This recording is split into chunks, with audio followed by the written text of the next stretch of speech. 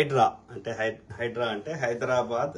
ఇది హైదరాబాద్లో ఉన్నటువంటి నీటి వనరులు కానీ ఇంకా ఎలాంటి యొక్క పబ్లిక్ అంటే ప్రజల యొక్క ఆస్తులని కాపాడాల్సిన సంస్థ అనేది దాని అర్థం.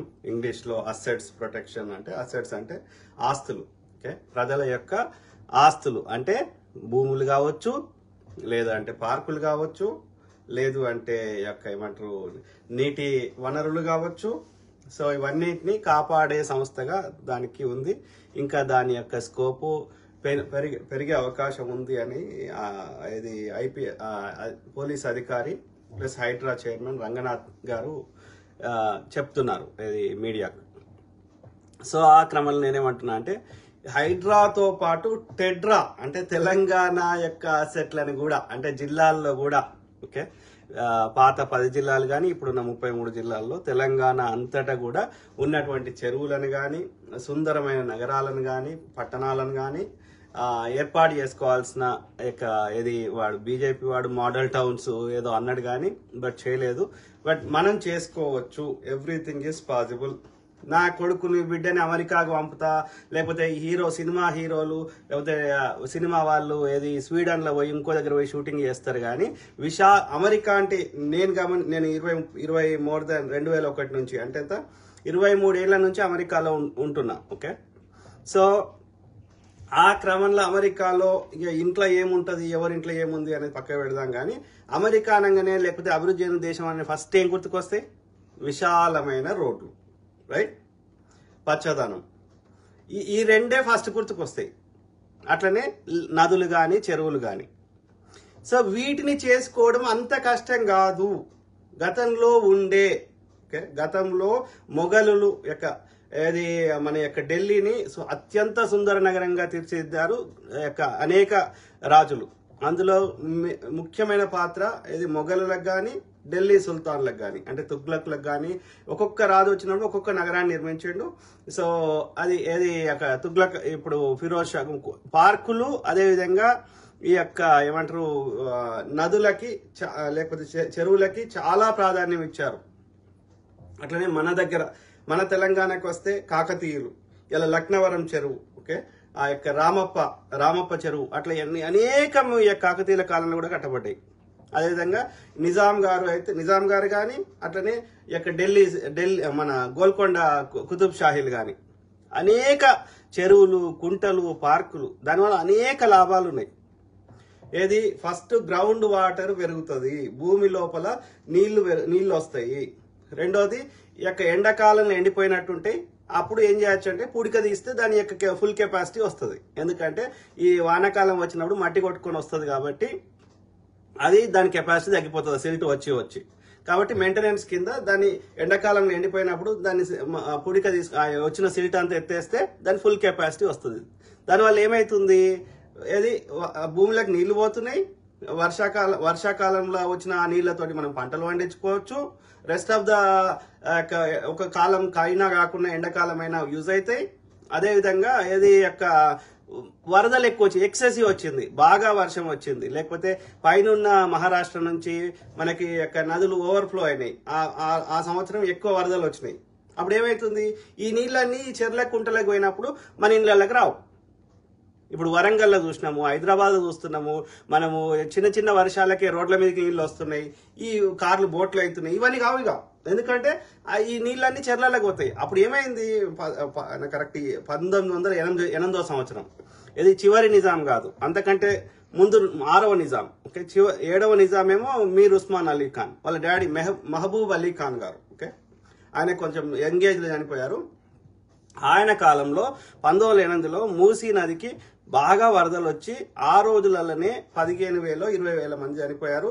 వేల కోట్ల ఆస్తుల నష్టం జరిగింది. ఇవాళ ఉస్మానియా హాస్పిటల్ ఉంది కదా, దాని ముందట చింత చెట్టు మీద ఎక్కి కూడా కొంతమంది ప్రాణాలు కాపాడుకున్నారు.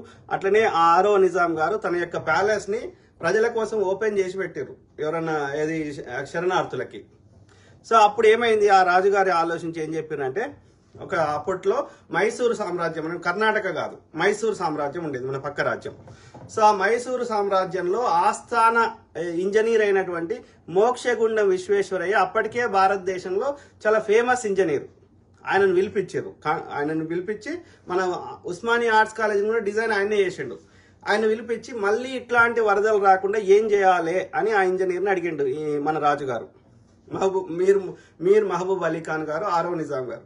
అడిగితే ఆయన ఏం చెప్పిండు ఆ ఇంజనీర్ గారు అంటే ఇక్కడ మనకు కూడా ఉండే వాళ్ళ పేరు మర్చిపోయినా ఏది మన నిజాం కింద, కానీ ఆయన ఫేమస్. ఆయన ఏం చెప్పిండంటే ఆ రాజుగారు ఇట్లాంటి పునరావృతం కాకూడదు అంటే 2 పెద్ద చెరువులు తవ్విమని అన్నాడు. ఓకే, ఆ దాంట్లో నుంచి అప్పుడు ఆయన స్టార్ట్ చేసినయే ఇప్పుడు మన ఏమంటారు ఉస్మాన్ సాగర్, అదేవిధంగా అదే గండిపేట అంటారు కదా, ఉస్మాన్ సాగర్, ఇంకోటి ఏంది అదే హిమాయత్ సాగర్. ఈ రెండుని 6వ నిజాం గారు స్టార్ట్ చేశారు. కానీ ఆయన ఎంగేజ్ చనిపోతే 7వ నిజాం గారు వాటిని కంప్లీట్ చేశారు. అంతకంటే ముందు ఇవాళ హుస్సేన్ సాగర్ అంటున్నది, లేకపోతే హైదరాబాదు, అప్పుడు గోల్కొండ అనేది కాకతీయుల కాలంలో వాళ్ళ యొక్క ఆర్మీ పోస్ట్ ఉండే, అది మట్టికోట ఉండే. దాన్ని బహమనీల కిందకి వచ్చినాక మన కుతుబ్ షాహీలు స్టార్ట్ చేసినాక, అంటే కాకతీయుల తర్వాత, సో ఈ గోల్కొండ కుతుబ్ షాహీలు మన హైదరాబాద్ నగరాన్ని నిర్మించారు. చార్మినార్ని, మక్కా మసీద్ని వాళ్ళే స్టార్ట్ చేశారు. హుస్సేన్ సాగర్, అనేక ఈ డ్యామ్లు వాళ్ళు స్టార్ట్ చేశారు. ఓకే, సో అయితే ఈ క్రమంలో ఏమంటున్నా అంటే నిజాం గారు ఇవన్నీ ఆలోచించి ఒక 2000 తక్కువలో ఒక 2000 నుంచి 3000 చెరువులు హైదరాబాద్ లో కట్టించాడు. ఎందుకంటే ఇట్లాంటి వరదలు రాకూడదని. సో ఇవాళ ఇవాళ నల్లకుంట అని అంటున్నాం కదా, ఇలా అందరు ప్రజలు పోయి ఉంటున్నారు కదా, అదొకప్పుడు చెరువు. ఇలా మాసప్ ట్యాంక్ అంటున్నాం కదా, పేర్లోనే ఉన్నది నల్లకుంట, మాసప్ ట్యాంక్ అంటే చెరువు, మాసప్ ట్యాంక్. అవన్నీ ఈ కబ్జాలు పెట్టారు. కానీ ఎప్పుడు ఎక్కువ కబ్జాలైనవి 1956 ఆంధ్రప్రదేశ్తో విలీనం కాకముందు మనము హైదరాబాద్ రాష్ట్రంగానే ఉండే, అంటే 1948లో మనకు స్వాతంత్రం వచ్చింది కదా, 47లో వచ్చింది. కానీ మన తెలంగాణకి ఏది డిఫరెంట్ పరిపాలన ఉండే. సో ఏది ఏమైనప్పటికీ 47 నుంచి 56 మధ్యలో హైదరాబాదు అట్లనే ఉండే, హైదరాబాద్ రాష్ట్రంగా, అంటే ఆంధ్రప్రదేశ్తో కలవక ముందు. ఏది పునర్విభజన చట్టం వచ్చి, ఎస్ఆర్సి వచ్చి ఏది కొంత మన మొత్తం ప్రాంతం ఇలా 3 జిల్లాలు కర్ణాటకలో, 5 జిల్లాలు మహారాష్ట్రలో ఉన్నాయి అప్పుడు హైదరాబాద్ రాష్ట్రం. అంటే అప్పుడు ఎంత పెద్దగా ఉండే ఆలోచించండి. సో అందులో ఇవాళ ఇప్పుడు ఉంటున్న తెలంగాణ మాత్రమే ఇప్పుడు ఆంధ్ర రాష్ట్రం విడిపోయినాక 53లో తర్వాత వాళ్ళ ఆంధ్ర రాష్ట్రానికి కర్నూలు రాజధాని ఉండే. హైదరాబాద్ని 3 ముక్కలు చేసి హైదరాబాద్ రాష్ట్రాన్ని ఈ ఒక్క ముక్కని ఆంధ్ర రాష్ట్రంతో కలిపి ఆంధ్రప్రదేశ్ ఏర్పాటు చేయడం జరిగింది 56లో. అయితే ఎందుకంటే వాళ్ళు ఒక లంగతంపు పెట్టుకొని వాళ్ళకి గుడారాలు వేసుకొని జీతాలు ఇవ్వడానికి పైసలు లేక మనతోటి భాషా ప్రయుక్త రాష్ట్రాలని తొంపు పెట్టుకొని మనతోటి కలిసిరు. ఎప్పుడు కలిసినరో అప్పటి నుంచి తెలంగాణ విధ్వంసాన్ని ప్రారంభించారు. ఇది ఆంధ్రాకు సంబంధించిన నాయకులు. అర్థమైందా? ఎందుకంటే ఆంధ్రప్రదేశ్ అప్పుడున్న ఆంధ్ర రాష్ట్రము అంత పైసలు లేవు, వాళ్ళకి జీతాలు ఇవ్వడానికి పైసలు లేవు, బిల్డింగ్ కట్టుకోవడానికి పైసలు లేవు, పరిపాలన భవనాలు కట్టుకోవడానికి దేనికి లేవు. అందుకని మన తెలంగాణ రిచెస్ట్ ఏది మొఘళ్ళ కాలంలో కానీ, ఎప్పుడు కానీ నిజాంల కాలంలో కానీ, దేశంలో బ్రిటిష్ వారి కాలంలో కానీ అత్యంత సంపన్నమైంది ఏదిరా అంటే ఒకటేమో ఏది అక్కడ బెంగాలు, రెండోది హైదరాబాద్. అర్థమైందా? వజ్రాల వ్యాపారము, తర్వాత ముత్యాల వ్యాపారము అన్ని రంగాల్లో చాలా మంచి పరిపాలించారు. ఏది నిజాం గారైనా, గోల్కొండ కుతుబ్ షాహీలైనా. అంటే హైదరాబాద్ ని ఒక లెవెల్కి తీసుకొని దేశం 21 గన్ సెల్యూట్ బ్రిటిష్ వాడు ఒక 7-8 మంది రాజులకే వేస్తాడు, వేల సంఖ్యలో ఉన్న వాళ్ళు. అందులో ఫస్ట్ ఈ గౌరవం ఇచ్చింది మన నిజాం గారికి. ఓకే, అంటే అన్ని రకాలుగా మనకి ఓన్ బ్యాంకులు, ఓన్ కరెన్సీ. ఫస్ట్ భారతదేశంలో రైల్వే, అది బొంబాయిలో రైల్వే ఏర్పాటు చేసినప్పటికీ మన హైదరాబాద్ సికింద్రాబాద్ రైల్వే స్టేషన్ కూడా దేశంలో ఏర్పాటు చేసిన మొదటి వాటిలలో ఒకటి. అర్థమైందా? సో అన్ని రంగాల్లో మనం ఒక దేశానికి ఉండాల్సిన అన్ని ఫెసిలిటీస్ మన హైదరాబాద్ రాష్ట్రానికి ఉండే. అందుకే నిజాం గారు నేను ఎందులో గెలవను, నేను స్వతంత్ర దేశంగా ఉంటా అంటే ఇక తర్వాత ఏమైందో మనకందరికి తెలిసిన ముచ్చటనే, ఇది సాయుధ పోరాటం అదంతా. సో అయితే ఈ క్రమంలో నేనేం చెప్తున్నా అంటే ఆ హైదరాబాద్ అనేది భాగ్యనగరం అని ఏనాడు లేదు. ఆమె చెంచలం అంటే యాకత్పుర, అందులో ఆమెను ఎవరు బంజారా స్త్రీని రాజు నిజాం కాదు, గోల్కొండ హైదరాబాద్ కట్టించిన కులీ కుతుబ్ షా పెళ్లి చేసుకున్నాడు అన్నప్పుడు. కానీ ఆమె ఏమైంది, ఆమె ఇస్లాంలకు కన్వర్ట్ అయి బేగం, ఆమె పేరేంది హైదర్ మగల్గా పేరు మార్చుకుంది. సో ఆమె పేరు మీద ఏది వాళ్ళ కొడుకు పేరు మీద పెట్టిండు హైదరాబాద్ అని, ఆయన పేరు ఏదో హైదర్ ఏదో ఉంది. సో అదే విధంగా భాగ్ నగర్, భాగ్ అంటే ఏది భాగ్ అంటే పార్కు అని అర్థం, ఉర్దూలను అరబిక్ పర్షియాలను. సో భాగ్ అంటే పార్కు, పార్కుల నగరం. ఇవాళ పబ్లిక్ గార్డెన్స్ ఆయన కట్టించిందే, నిజాములు కట్టించిందే. అట్లా ఎన్నో పార్కులు ఉండే, పార్కులు నాశనం చేసిర్రు. తర్వాత చెరువులు కబ్జా పెట్టి, ఇదంతా ఎప్పుడైంది ఇది విధ్వంసం అంటే 56 తర్వాత ఎక్కువైంది, 56 కంటే ముందు కాలే. నాకు గుర్తుంది మన ఆల్విన్స్ వాచెస్ ఉండే అప్పుడు, వజీర్ సుల్తాన్ టొబాకో, చార్మినార్ సిగరెట్లది ఇప్పుడు కూడా ఉన్నది అనుకుంటా. కానీ అజంజాహీ మిల్స్ ఎంత ఫేమస్. అట్లనే మన తెలంగాణలో 4 ఎయిర్పోర్ట్లు ఉండే నిజాం గారి కాలంలో 56 కంటే ముందు. తర్వాత ఏది మన సిర్పూర్లో కాగజ్ నగర్, మన బోధన్లో అదే ముత్యంపేటలో చక్కెర కర్మాగారం, షుగర్ ఫ్యాక్టరీ, ఇవన్నీ ఎవరు కట్టించారు? నిజాం గారు. అట్లా ఒక 100 రకాల ఇండస్ట్రీస్, సికింద్రాబాద్ జనరల్ బజార్, ఇవన్నీ అదొక వ్యాపార కేంద్రం, ఇవన్నీ ఎవరు కట్టించారు? నిజాములు. అర్థమైందా? ఈ చంద్రబాబు నాయుడు ఉర్దూ అరబీ ఆఫీషియల్ లాంగ్వేజ్ ఉండే. అట్లనే ఇన్ని కట్టించినావు కదా రాజు, మరి చదువుకోవడానికి ఒకటి ఏదైనా మంచి యూనివర్సిటీ లాంటిది కట్టిమని అడిగిండు రవీంద్రనాథ్ ఠాగూర్ గారు. అడిగితే అప్పుడు మన మీర్ ఉస్మాన్ అలీ ఖాన్ గారు ఆర్ట్స్ కాలేజ్ కట్టించారు. ఇప్పుడు ఉస్మాన్ యూనివర్సిటీలో ఆర్ట్స్ కాలేజ్. అర్థమైందా? అంటే నేను ఏం చెప్తున్నా అంటే, మనం అన్ని రకాలుగా ఒక దేశానికి కావాల్సిన అన్ని మన తెలంగాణలో, మన హైదరాబాద్ రాష్ట్రంలో ఉండే దాన్ని, మన ఉద్యోగాలని, మన సంపదని, మన చరిత్రని, మన కల్చర్ని, మన భాషని అన్ని రకాలుగా విధ్వంసం చేశారు. సికింద్రాబాద్ జనరల్ బజారు, అక్కడ ఉండే పెద్ద పెద్ద వ్యాపార సంస్థలు చంపేసి చందనా బ్రదర్లు, బొమ్మనా బ్రదర్లు వచ్చినాయి.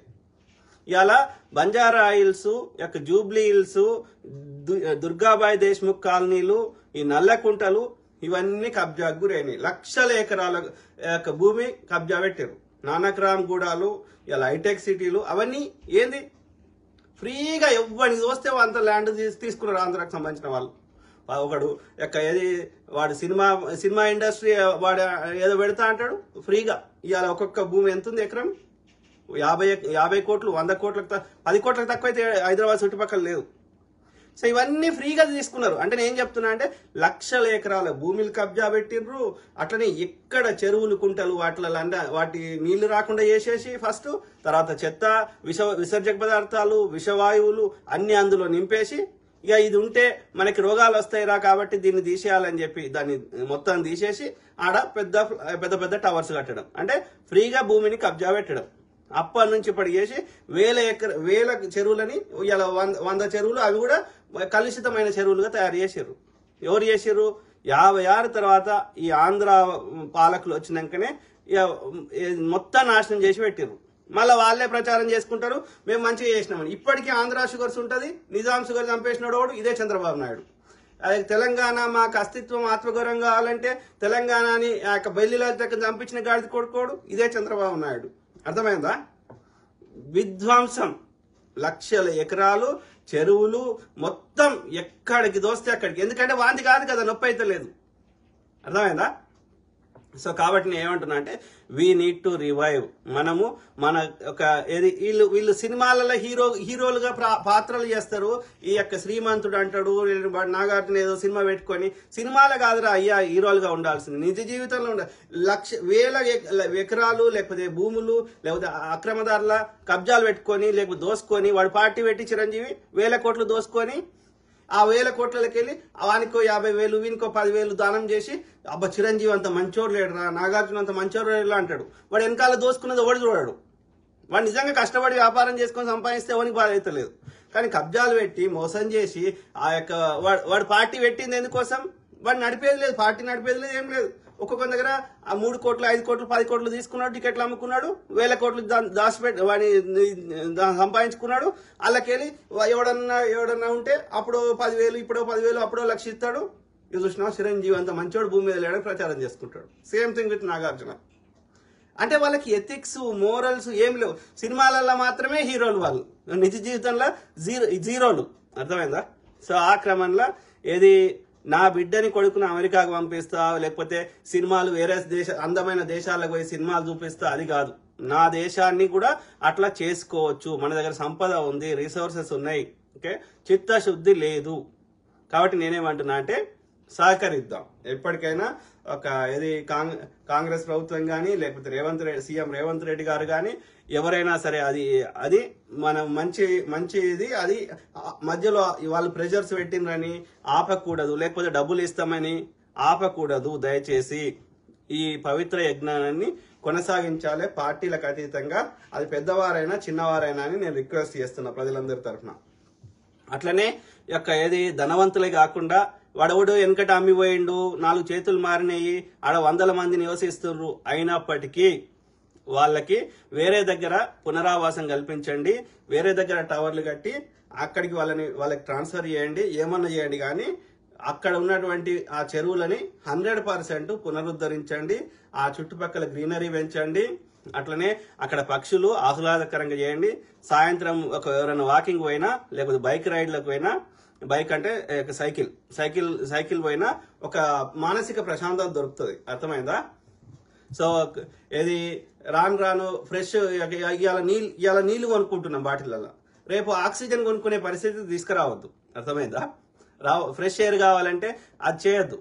కాబట్టి ఇప్పుడు మనం సహకరించి ఇప్పుడు అందరు గేటెడ్ కమ్యూనిటీలకు పోయి ఊరవతల పోయి ఉండడానికి ఇష్టపడుతున్నారు కదా. కాబట్టి మన రాష్ట్రాన్ని కానీ అన్ని నగరాలని ప్రాంతాలను కూడా అట్లా చేసుకోవడం పెద్ద కష్టం కాదు. కొంచెం సహకరిస్తే సాధ్యమవుతుంది. అర్థమైందా? సో ప్లేస్ తక్కువ ఉన్న దగ్గర హై టవర్స్ కట్టడం జరుగుతుంది. ప్రభుత్వం అనుకుంటే ఒక 5,000 కోట్లు, ఒక 10,000 కోట్లు మనం సపరేట్ బడ్జెట్ కేటాయిస్తే అది మన తెలంగాణని అభివృద్ధి దేశంగా సుందరమైన పార్కులు, గ్రీనరీ, అదేవిధంగా ఈ లేకులు చేసుకోవడం పెద్ద కష్టం కాదు. గతంలో ఎంతో మంది రాజులు చేసి నిరూపించారు. అర్థమైందా? రాణి రుద్రమదేవి గారు, అట్లా ఎంతో మంది, నిజాం గారు, కుతుబ్ షాహీలు. ఓకే, సో అట్లనే కొత్త చెరువులు తవ్వాల్సిన అవసరం ఎంతైనా ఉంది. పడ్డ నది నీళ్లు కానీ, అదేవిధంగా మన వర్షపు నీరు కానీ ఒక్క సుక్క కూడా అది మళ్ళా సముద్రంలో వృధాగా కలవకూడదు. సముద్రంలో ఆల్రెడీ చాలా నీళ్లు ఉన్నాయి. ఓకే, అర్థమైందా? ఎక్సెస్ ఉన్నాయి, ఎట్లయినా పోతాయి. కాబట్టి ఎన్ని నీళ్ళైనా భూమిలోకి మనం వాడుకునే పరిస్థితికి తీసుకురావాలంటే కొత్త చెరువులు కూడా తవ్వాల్సిన అవసరం ఉంది. అర్థమైందా? కొత్త పార్కులు కూడా కట్టాల్సిన అవసరం ఉంది. అట్లనే పార్కింగ్ లాట్లు కట్టాల్సిన అవసరం కూడా ఎంతైనా ఉంది. మల్టీ స్టోరేడ్ పార్కింగ్ లాట్లు కడితే అప్పుడు ఏమవుతుందంటే ఈ పబ్లిక్ ట్రాన్స్పోర్టేషన్ ఇంప్రూవ్ చేయాలి. ఎలక్ట్రిక్ బస్సులని పెంచాల్సిన అవసరం ఉంది. వాటిని ఎలక్ట్రిక్ బస్సులు ఫ్రీగా చేసినా సరే with in the city. Okay, so ఎట్లయినా పబ్లిక్ ట్రాన్స్పోర్టేషన్ పెంచాలి. రోడ్డు మీదకి వచ్చే వెహికల్స్ సంఖ్యను తగ్గించాల్సిన అవసరం ఉంది. ఆలోచించండి సీఎం గారు. అట్లనే సీఎం గారు. సో ఇది గ్రౌండ్ లెవెల్ వాటర్. అట్లనే మనము ఇది టూరిజం అంటే ఏమంటారు, పర్యాటక శాఖ అని, అంటే పురాతనమైనవి లేకపోతే ఫేమస్ అయినవి ఎక్కడెక్కడ ఉన్నాయో తెలంగాణ అంతటా ప్రతి జిల్లాలో వాటిని అభివృద్ధి చేసి మనం పర్యాటక రంగం ద్వారా కూడా అనేక డబ్బులు సంపాదించుకోవచ్చు. ఇప్పుడు థాయిలాండ్, అనేక దేశాలలో పర్యాటక రంగం, దుబాయ్ ఎట్లా సంపాదించుకుంటారో మన తెలంగాణలో ఉన్నటువంటి చారిత్రాత్మక ప్రాధాన్యం ఉన్న ప్లేసెస్ని అభివృద్ధి చేసి అట్లనే వాటికి కావాల్సిన పబ్లిక్ ట్రాన్స్పోర్టేషన్ వాటికి పోయే విధంగా ఒక ప్లాన్స్ ఏర్పాటు చేస్తే మనకి పర్యాటక రంగం ద్వారా కూడా అనేక రాష్ట్రానికి సంపద వస్తుంది. ఓకే, అర్థమైందా? అట్లనే మోడల్ టౌన్స్ కూడా ఒక పాత 10 జిల్లాల్లో ఉన్నటువంటి ప్రధాన నగరాల్లో వాటిని మోడల్ టౌన్స్ గా చేయవచ్చు. సో చిన్న అక్కడక్కడ చిన్న ఒక 10 ఎకరాల లోపల అక్కడక్కడ ఏది చిన్న అడవులను పెంచడం వల్ల కూడా మనకు వర్షం పడుతుంది. సో చాలా ఫ్రెష్ ఎయిర్ వస్తుంది, చాలా రకాల లాభం ఉంటుంది. అంటే స్మాల్ అడవులను పెంచడం కూడా చాలా లాభం అవుతుంది. ఓకే, అట్లనే డ్రోన్స్ ద్వారా మొత్తం రాష్ట్రం అంతటా ఎక్కడ ఏది ప్లేస్ ఉన్నా విత్ సీడ్స్ వేయడం వల్ల మనకి గ్రీనరీ పెరుగుతుంది. ఓకే, తర్వాత ఇది నేను ఇంకోటి ఏమంటున్నా అంటే ఇప్పుడు హైడ్రా అనేది ఉంది కదా, దాని స్కోప్ పెంచినా కొద్దీ దాని యొక్క పవర్ తగ్గిపోతుంది. అర్థమైందా? ఎక్కువ పనులు ఒక్కటే సంస్థకు అప్పచెప్పడం వల్ల దాని యొక్క పని లేట్ అయిపోతుంది, డైల్యూట్ అవుతుంది. కాబట్టి నేనేమంటున్నా అంటే ఇది ఒక హైడ్రా దానికి తోక ఇంకేమైనా యాడ్ చేయండి. ఓకే, హైడ్రా ఒకటేమో ఒక విభాగం ఏమో ఏది కూలగొట్టేది, ఇంకో విభాగం ఏమో ఆ డెబ్రీ అంటే ఆ యొక్క పడ్డాయి అన్ని ఉంటాయి కదా, డెబ్రీస్ అంటారు. డెబ్రీ అంటే ఆ కూలిపోయిన వాటిని అన్నిటి క్లీన్ చేయడానికి separate department. With in the హైడ్రాలో పెడతారా, సపరేట్లీ పెడతారా? ఓకే, ఒకటేమో కూలగొట్టేది ఒక డిపార్ట్మెంట్, ఇంకో డిపార్ట్మెంట్ ఏం చేస్తుంది అంటే ఆ చెత్త ఆ కూల్చిన దాన్ని అంతా ఎత్తుతుంది. ఇంకో డిపార్ట్మెంట్, మూడో డిపార్ట్మెంట్ ఏం చేస్తుంది అంటే వాటిని పునరుద్ధరిస్తారు. అంటే వాటి చుట్టూ ఏది కట్టాల్సినవి కట్టి మళ్ళీ ఎవరు అలాంటి కబ్జాలు పెట్టకుండా దానికి కావాల్సిన ఏర్పాటు చేసి, దానికి చుట్టూ గ్రీనరీ ఏర్పాటు చేసి, పార్క్ లాంటిది ఏర్పాటు చేసి, ఆడ పక్షులు అన్ని వచ్చేటట్టు, పక్షులు కానీ జంతువులు కానీ వాటి వచ్చేటట్టు చేసి, జనాలు వాక్ వేలు కట్టి అంటే దాన్ని రివైవ్ చేయడం, అంటే ప్రజలకు యూజ్ అయ్యే విధంగా చేయడం. ఒకటేమో కూలుస్తుంది అక్రమ కట్టడాన్ని, ఇంకోటేమో ఆ కూల్చిన చెత్తని ఎత్తేస్తుంది ఇంకో డిపార్ట్మెంట్, ఇంకో డిపార్ట్మెంట్ ఏమో రివైవ్ చేస్తుంది మళ్ళీ ఎవరు కబ్జా పెట్టకుండా. ఇట్లా మూడు సపరేట్ చేసినప్పుడు నీకు ఏమవుతుంది అంటే ఆ ఏ డిపార్ట్మెంట్ పని ఆ డిపార్ట్మెంట్ చేసుకొని పోతుంది. ఒకటే డిపార్ట్మెంట్కి అన్ని పనులు ఎవరైనా లీగల్ కేసులు ఉన్నాయి ఏమైనా ఉంటే అందులో పోలీస్ స్టేషన్ ఏదో ఏర్పాటు చేస్తామన్నారు. అన్ని పనులు ఒకటే డిపార్ట్మెంట్కి అప్పచెప్పినప్పుడు ఆ పని డైల్యూట్ అవుతుంది. ఒక ఫస్ట్ థింగ్. ఇంకోటి జిహెచ్ఎంసీలే కానీ లేకపోతే ఇది మనం జిహెచ్ఎంసీ చేసే పనులని ఈ సంస్థలకు అప్పచెప్తున్నాం కాబట్టి, వీటికి ఎక్కువ పవర్స్ ఇస్తున్నాం కాబట్టి జిహెచ్ఎంసీలో ఉన్న ఎంప్లాయీస్ని కానీ మున్సిపాలిటీస్లో ఉన్న ఎంప్లాయీస్ని కానీ వాళ్ళని ఈ డిపార్ట్మెంట్లకు మార్చడం వల్ల మనము ఎక్కువ మందికి అదనంగా జీతాలు ఇవ్వాల్సిన అవసరం ఉండదు. ఉన్న ఎంప్లాయీస్నే వాడుకోవచ్చు. ఆలోచించండి సీఎం గారు, అట్లనే మంత్రులు, ఎవరైతే నిర్ణయం తీసుకునే పొజిషన్లు ఉన్నారో లేకపోతే ప్రజాప్రతినిధులు, ఎమ్మెల్యేలు అందరూ ఆలోచించండి. ఓకే, అట్లనే ఏది ఫర్ డిమాలిషన్ చెప్పినారు, వాటర్ అంటారు చెప్పిన. సో అట్లనే ఇంకోటి చెత్త ఎత్తడానికి ఏడవాడితే ఆడ చెత్త వారేయకూడదు అనేది ఎడ్యుకేషన్ చేస్తూ. ఓకే, అంటే చెత్త ఇప్పుడు అదే వ్యక్తులు అమెరికాకు వస్తే చెత్త ఏడవాడితే ఆడ వారేయరు, ఎందుకంటే ఆడ చట్టాలు ఉన్నాయి, ఫైన్లు వేస్తారు కాబట్టి. ఓకే, సో అన్నప్పుడు లిటరింగ్ పబ్లిక్ ఏడవాడితే ఆడ చెత్త వేస్తే ఏమవుతుంది? ఎండాకాలంలో ఏం కాదు, చలికాలంలో ఏం కాదు, వానాకాలం వచ్చినాక ఏమవుతుంది? ఈ పడ్డ వర్షం నీళ్ళన్నీ ఈ చెత్తతోడు కలిపి అది నదులకి, చెరువులకి, మన ఇండ్లకి వస్తాయి. వచ్చినప్పుడు రోగాలు వస్తాయి. వెనకట గత్తర్లు వచ్చేది, ఎందుకు వచ్చేది?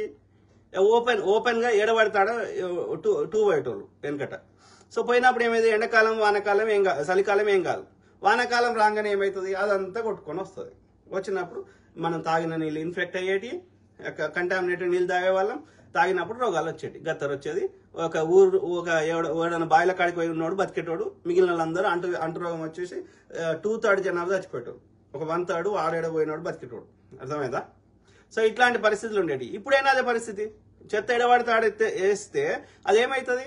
వానాకాలం రాగానే ఆ యొక్క నీళ్లు కంటామినేటెడ్ అవుతాయి, గాలి కంటామినేటెడ్ అవుతుంది. సో దానివల్ల మనకు రోగాలు వస్తాయి. అర్థమైందా? ప్రాణాలు పోతాయి, లేకపోతే డాక్టర్లకు ఫీజులు కట్టాల్సి వస్తుంది. కాబట్టి నేను ఏమంటున్నా అంటే ఒక చెత్తని ఏడవాడతాడ వేయకూడదు. ప్రజలకు దిమాగ్ లెక్కడాడి చెప్పాలి.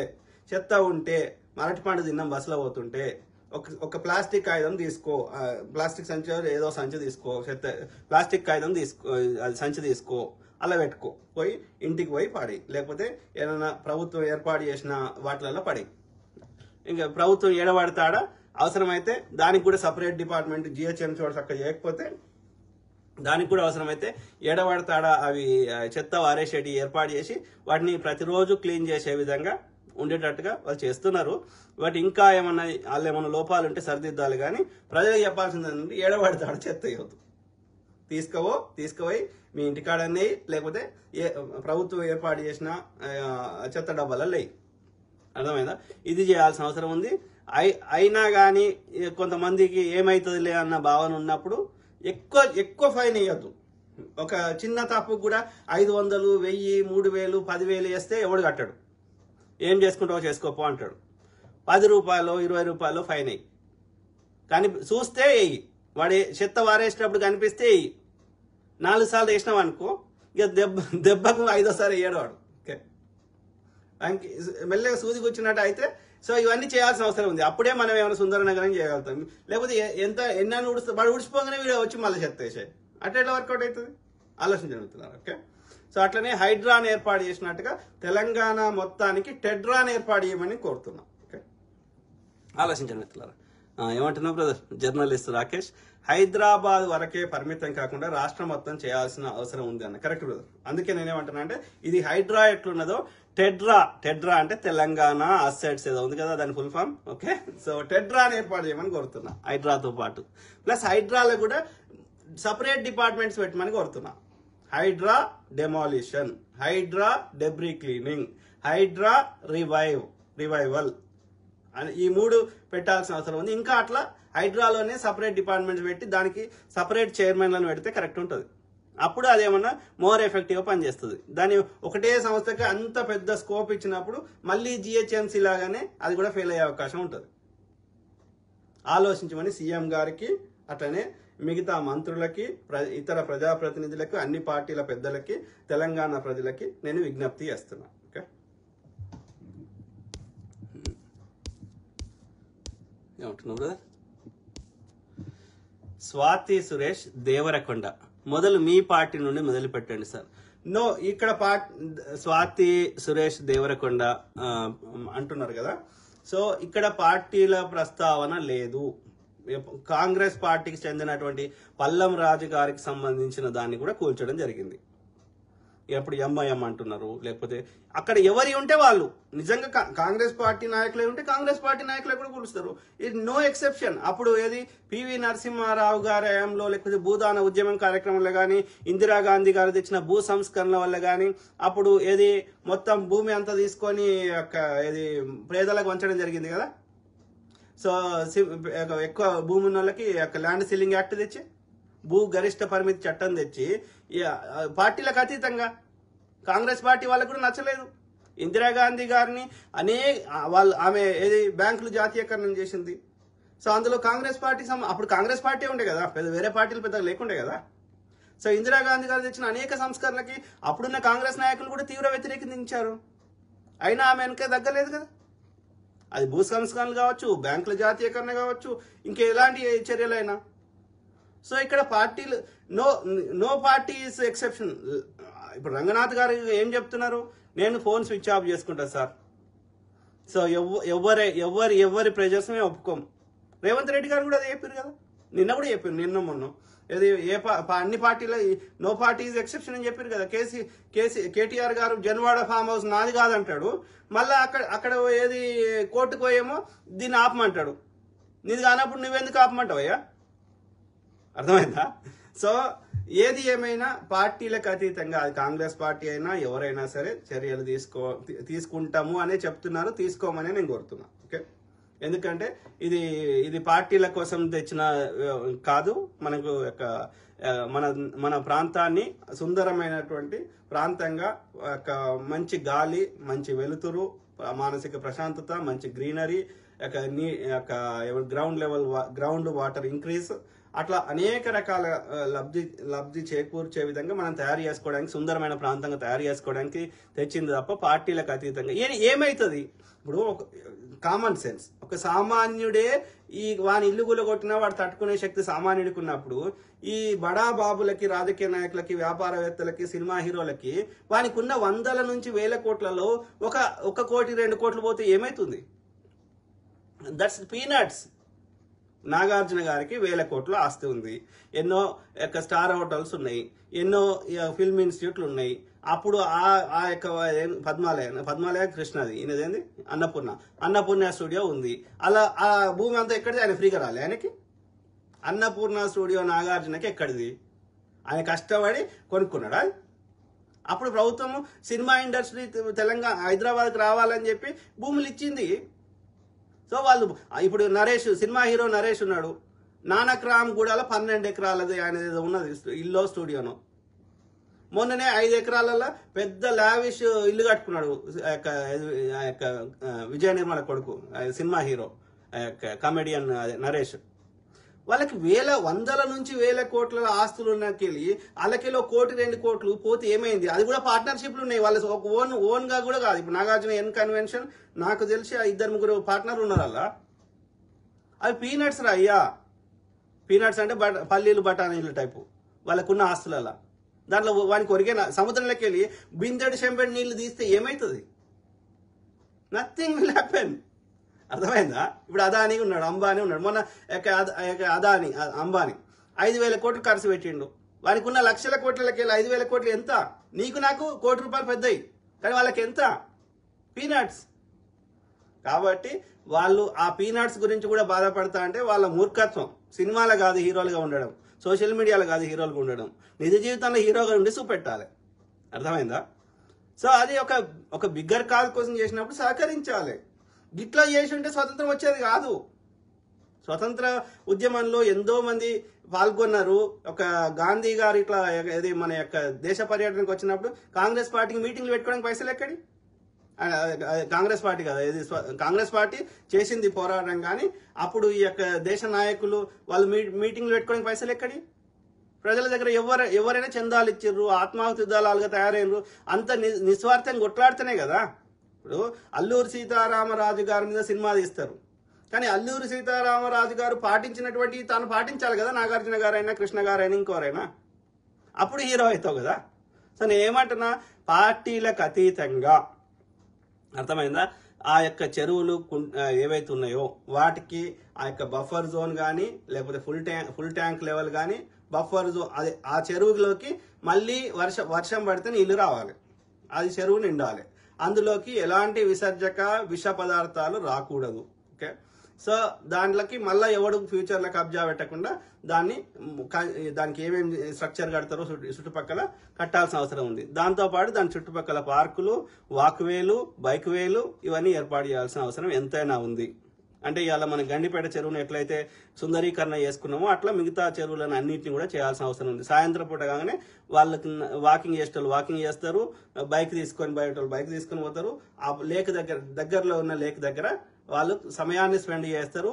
అక్కడ టెన్నిస్ కోర్టులు, అవసరమైతే ఇప్పుడు ఏదైతే మన ఏమంటారు గేటెడ్ కమ్యూనిటీలు ఏమేమి ఫెసిలిటీస్ ఉన్నాయో అవన్నీ ప్రతి చెరువు చుట్టూ కట్టుకోవచ్చు మనం.